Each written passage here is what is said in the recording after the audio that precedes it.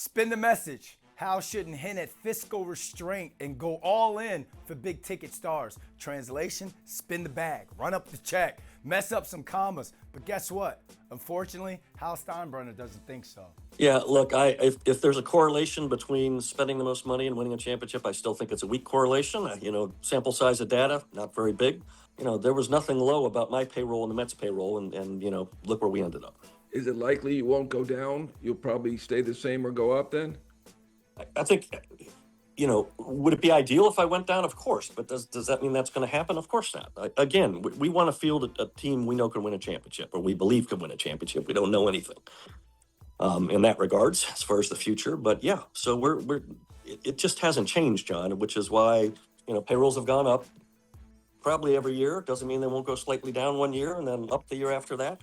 It all depends on what's out there and what the possibilities are. Man, forget the data and the sample size. Is it still World Series or bust in the Bronx or not if he's not committing to running up the checkbook this offseason again? You guys get on Brian Cashman and Aaron Boone all the time, but how are they supposed to do their jobs to the Yankees standard if ownership is trying to pinch pennies like the movie Moneyball?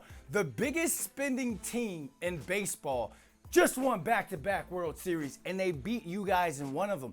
Yeah, Steve Cohen took a swing at it, and the Mets didn't make it to the postseason with their payroll, but at least his fan base knows that Uncle Stevie is willing to go all the way in to try and bring a chip to Flushing. But here's the difference, and there's no disrespect to the Mets. Ain't nobody looking at them nor respect them globally like that team up in the Bronx. You guys got to go read this article. No one's trying to hear about a $100 million stadium payment that you got to pay the city every February 1st and all those other expenses. I don't complain about beer prices, so don't cry about the labor pain. Just show me the baby. You got to pay the cost to be the boss.